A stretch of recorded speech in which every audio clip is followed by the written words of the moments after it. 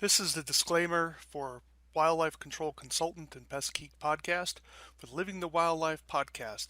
Always follow national, state, provincial, and local laws when using pesticides and/or other control methods to manage pests. Wildlife Control Consultant, LLC, Pest Geek Podcast, Living the Wildlife Podcast, Stephen M. Van Tassel, or their or his affiliates are not responsible for followers' use of the information provided here. Hi everyone, Stephen Van Tassel here, giving you another episode of Living the Wildlife as part of the Pest Geek Podcast family. Hey, glad to have you on board. Hope you've had a good week as I'm recording here on Christmas Eve, and so I hope you're going to have a blessed holiday with friends and family as we remember the time of what this purpose of the holiday is, and so I hope that's certainly the case for you and yours. Wanted to continue our presentation on the 10 action items for the new year. Last time we did the first 5, but before we do that, do take a few moments if you would, and be sure that you subscribe to our channel and join us on Facebook. Join the revolution, as Franklin calls it, so we'd be glad to have you there. Also, take an opportunity to send questions, comments to me at wildlifecontrolconsultant@gmail.com, wildlifecontrolconsultant@gmail.com. Would love to get your ideas for shows and perhaps people to interview or new products or questions that you may have about wildlife control. I'd be glad to get those because we want to serve the needs of the wildlife damage management community of which you are a part. So wanted to continue again from our last section. We dealt with the first 5 action items for the new year, and we can kind of review those quickly here. Look over your books, create a marketing calendar, reconnect with commercial clients and referral resources, consider new markets, and of course review your marketing materials. So now we're going to step 6, which is establish a training plan. Now, you may not have any employees. Actually, the vast majority of wildlife control operators, of course, operate single-person companies. Now, they may have a family member helping them with phone calls or bookkeeping, but in terms of the day-to-day grind, it's going to be basically just you. Now, for those of you fortunate enough to have a larger operation, maybe you have multiple family members working for you or working with you, even if they're not quote-unquote on the payroll, you should be thinking about how can I make them better at their job, because there's an old phrase, it came out through the 7 Habits of Highly Effective People program, which is one of your tasks needs to be sharpening the sword, sharpening the blade. There's an old story that was part of Stephen Covey's book there where he said, there was a man who was out chopping wood, and he was chopping wood, and someone says, well, why don't you take the time to sharpen your axe? And he said, I don't have time. I've got too much to do to sharpen my axe. I got to get these trees cut down. Now, when you listen to that, it sounds really, really silly, right? I mean, why wouldn't you spend a few moments sharpening your axe so you can cut the trees down faster? Well, I suspect, however, when it comes to your own business, you have the same problem. And you need to ask yourself, what is it that you're doing in your job that's taking more time than what it should? And that's often an issue of training. Or what new activity do you want to learn? So it takes you, maybe you need to learn how to use Excel spreadsheets better. Maybe you need to understand how to use the software for your accounting program better. Maybe you need to develop a little bit better skills on modifying your website. Now, you don't have to do these activities, right? You can hire someone. It may be cheaper for you to hire someone, hire that expertise, and put your energy into something else. But even things that you're good at, asking yourself the question, how can I improve? What is it that I can offer? Either my personal development, professional development. How can I make myself work faster or better for myself and my clients and my family? That's why you need to be thinking about a training plan. If you have a spouse who's answering phone, maybe you want to go online and find something about how to maybe answer the phone better. Maybe there's certain techniques. Maybe there's a better record keeping system. Maybe there is a better way to transfer information from her or him out to the field staff. Whatever it is, you need to be thinking about what you want to learn and train for the following year. Now, I always recommend, if you've listened to this podcast for any length of time, you know that I recommend everyone to find an article or a book that stretches you a little bit. Something that's not necessarily tied to making money right now. Now, I know that's difficult. You're under a lot of time pressure. I get it.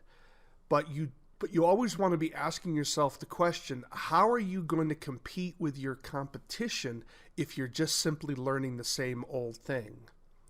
If you're not learning something different, something outside of making money right now, how are you going to handle the competition? Because here's the thing, ideas come from strange areas.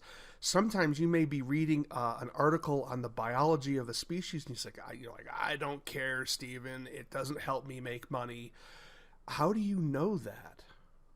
How do you know that journal article that you're reading, let's say you're reading something about gray squirrels, and it's really arcane and specific, and all of a sudden you learn something about their behavior or about their diet that brings you a new idea for maybe a bait or a trapping technique or an exclusion method, whatever the case may be. Sometimes when you're in the field as a professional for any length of time, you understand that the training you're getting, that learning something new, is often at the marginal level. It takes a lot of work to go from a 90 to a 93 in terms of a grade. It doesn't take very much work to go from a 50 to a 70. That's really easy. But getting someone to go from an A- to an A, like a 94, takes a lot of energy, exponential. And that's what you have to ask yourself, what kind of a professional do you want to be? Because oftentimes these are very marginal differences. So develop some sort of a training plan. If you've listened in my podcast, I've given you some resources. Get a new marketing book. Go online. Find something that's been... one of the ways you can find a good book is that when it goes into paperback. You don't need to read the latest and greatest book. Hardcovers are a lot more expensive, and you can often buy these books in paperback, because when they go to paperback, that means they've survived. They've gone into another printing, and meaning a lot of people liked it. So maybe there's something valuable there.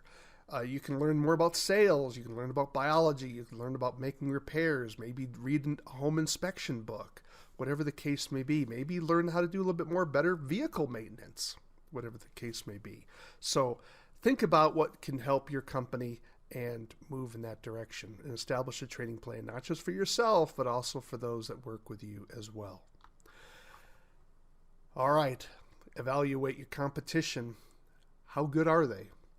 Now, how do you do this? Well, you can hire people that can be secret shoppers, and they can contact other companies and try to interview them. You can also ask your own clientele and ask them, they may tell you that they tried to hire someone else and maybe they fired them, or maybe they didn't return the phone call. But look at their advertising, visit their website. You may even want to have a call and ask them, what are they charging? What's their process? What do their trucks look like when you meet them? And so how do you compare with them? Are they in an area of service that you're not able to handle? Now, you don't want to get over analytical here, right? So you don't want to spend so much time looking in the rearview mirror that you're forgetting about what's coming ahead. So the point is you should always be looking to improve your company, so it doesn't matter what the competition does. But you do need to ask yourself, are they offering a service? And you can often do this through their advertising. Are they offering a service or a benefit or a warranty that you're not, that could be devastating to you? do you pay attention? And again, you don't have to be watching them like a hawk all the time, but this is an opportunity for you to check out their website, check out their advertising materials, and see how they're doing. Maybe drive by their home base if they have a shop, and see how they're doing, how things look. Do they look like are they in good repair? Does it look like things are being kept up? Does it look like they're having financial trouble? And certainly you can interview your clients who will. Yeah, it's kind of creepy, but this is how you don't have to make it as Gestapo-ish per se, but you do need to pay attention to what the competition is doing to make sure you're meeting the standards of the industry, because if you're not, that can be a problem, maybe why your sales may be declining, or you may be getting hit by a truck on this issue, and you certainly don't want to have that particular problem. So check them out. Prep your truck.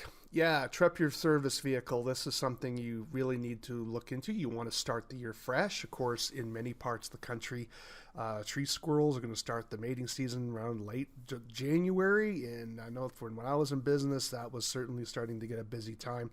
So you want to use these quiet periods of time to make sure everything's ready to go. Prep your vehicle. How are the tires doing? Does the oil need to be changed?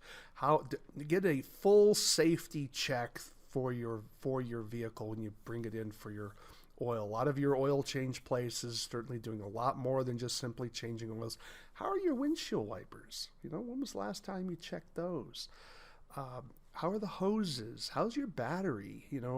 Batteries do wear out. You start getting a battery that's 5 or 6 years old, there could be a problem, especially if you're in cold weather, hot, although I'm told sometimes hot weather is more damaging to a battery than cold weather. But a lot of times frequent stops and starts can really drain a battery because you haven't driven a long enough time to recharge and re-energize that battery. So when was the last time? How's your coolant going? I tested my dad's a little while ago in his car. And so how are things going? Are you making sure everything's in order? And this may be an opportunity for you to also check your vehicle. How clean is it and that sort of thing? And is it in good repair? Here's where we get into your inventory. Yeah, check out your inventory. This is a great opportunity for you to really check things out, both on the business office side of things and as well as your field equipment. Take the time to get a full comprehensive inventory. That a good inventory is not only, it's tedious, I get it, yeah. But take the time to get a complete inventory. Why do you want that? Well, what happens if your building burns down? How do you prove to the insurance company that you had these losses? Well, one of the ways you do that is have a complete inventory. How many traps do you have? What kinds of traps do you have? What are the brand names? And so are there ways that you can simplify your equipment, particularly if you have workers underneath you? You want to make this not stress their brain as much as possible. You want to standardize. And if you don't believe me, you want to read a book called The E-Myth, which certainly was revolutionary for me in terms of my understanding of how business is supposed to work. Your goal for your company is to ultimately sell it. And if you don't believe that, and if you're not marketing and working on your business in such a way for you can sell it, then you basically have a job. You don't have a business. Sorry to tell it to you that way, but the reality is that you need to be thinking about your business as, will this help me sell my business? And inventory is important, so you want to do a full-on, complete inventory of all of your business equipment. That's your traps, your baits, your exclusion equipment. Then you want to think about office supplies. What kind of paper do you have? What kind of equipment? What kind of computers do you have? Your cell phones? What kind of vehicles do you have? And again, put this all into a massive spreadsheet, getting down to numbers. Why? And then you want to put that document not only on the hard drive of your computer, but also putting it up on the cloud, so that if your building burns down, you're still going to be able to get that information. Do you need to make new purchases for the new year? Do you need to order baits? Do you need to order new traps? Do you need to order a new ladder? Have you checked your ladder? How old is your ladder? Remember that ladders that are tied down on vehicles are constantly getting vibration. Over the hundreds and thousands of miles that you're driving all the time, it's subtly wearing out your ladder. Is your ladder exposed to weather like rain and salt and snow? That's going to degrade your ladder over time as well. Is your ladder in good shape? How are the rubbers on the bottom of the ladder? Are they in good repair? Do you need to replace your ladder's feet, so to speak? Do you need to get new rubber bumpers on your ladder when you're working on houses? Do you need to get some more standoffs? I used to use a corner standoff, which was really helpful. I could put it up on the roof itself, which gave me some stability, or if I needed to put it on the corner of a house, it was awesome. And it was one of the best things I ever purchased. Do you need to get a ladder stabilizer? How about your fall safety equipment? Have you fallen with it? How old is it? Is it in good repair? Do you need to replace it? Your respirators, your filters. How about if you use rodenticides or pesticides, are they expired or do they need to be disposed of? Do you need to purchase new supplies? Are you going to try new rodenticides? Are there items that you need to make repairs on? Yeah, it can be a lot of work. Maybe you just need to organize your shop and make it more efficient. This is the things you want to do during your downtime so that when that spring crush comes, you're ready to go. And you have all the equipment that you're going to need. Because remember, you went back and you looked over your sales and you know when the crush has come. You know the kind of service jobs you're doing. There's a high likelihood you're going to be doing the same thing this year, if not more. Many businesses, when they're going along, they start getting into a stride, and when they're doing well, they often grow their business because they're more confident, they're selling better, they get their name out there, people are calling. Sometimes you expand your service area because you're getting more efficient. So you need to be sure that you're not just making people wait. Oh, I'd love to put that chimney cap on for you, but I don't have the supply. And then people are like, no, I'll call you back later. You need to be sure you're ready to go to make these sales. Do you need to get screens and hardware cloth and tools and make sure things are labeled well and organized well in your vehicles? Get that all cleared up. Also take the time to be sure you're backing up your computer. Do you have a backup program for your computer? That's part of your inventory. Do you need to organize your files better? That's part of inventory as well. And do you have a backup program? I think that if you don't have, I use a lot of portable drives myself, but I also have a fire safe designed for electronics. And I keep so many backups, I have a backup off-site. So even if my whole house burns down and my electronic safe burns up. Now, the difference, if you're not familiar with electronic safes, fire safes, they're designed to protect equipment for about 20 minutes or so, depending on how much you want to spend, and didn't spend a lot, but it just keeps that equipment at a temperature of less than, I think, 100 degrees for like 20 minutes or so. You may say, well, Stephen, that's not very much. I can get a paper safe and it will do the same thing, but it's significantly cheaper. Yeah, because the walls are cheaper. Remember, what's the ignition point of paper? It's like 451 degrees, where you can melt down your electronic equipment at a little over 100 degrees. So there's a significantly difference in terms of the thickness. And remember, if you're in an area where you have a fire department nearby, chances are they're going to be able to start cooling off that fire soon enough before your hard drives are all garbage, But if you're going to do that type of approach, I still would recommend you have a hard drive off-site like I do, and you just back up regularly. If you don't want to have all that hassle, there's lots of programs on the internet where it'll automatically sync you to a cloud location. You just pay like a monthly fee, and it can do, hundreds of gigabytes, maybe getting into the terabyte version of it. So then you don't, if everything could burn up and you still have your data offline. It's also helpful in case you get a big virus or some malware in there where they take your computer hostage. You can say, well, we're just going to wipe the drive and start fresh because all of our material's backed up. Thank you very much. Okay, so that can also be a very powerful tool for you as well. So do that inventory. I know it's tedious, but definitely take the time to work on that. And then, I wanted to conclude with, if you're not planning a vacation for the coming year, could you take the time to do that? This is a time for you to look at your calendar and remember, is the business running you, or are you running your business? So we talked earlier about the importance of your wildlife calendar. And you need to be looking at your wildlife calendar. Are there going to be some slow periods or slower periods? And for some of you, you've been in business long enough. The fact is, there is no slow period. It's basically the difference between full on and really full on, right? So you're busy all the time. Nevertheless, you need to make sure you take the opportunity to plan a vacation with your family. This is going to be very important with children, of course. You're probably going to have to do something during the summer, which can be a busy time for you as well.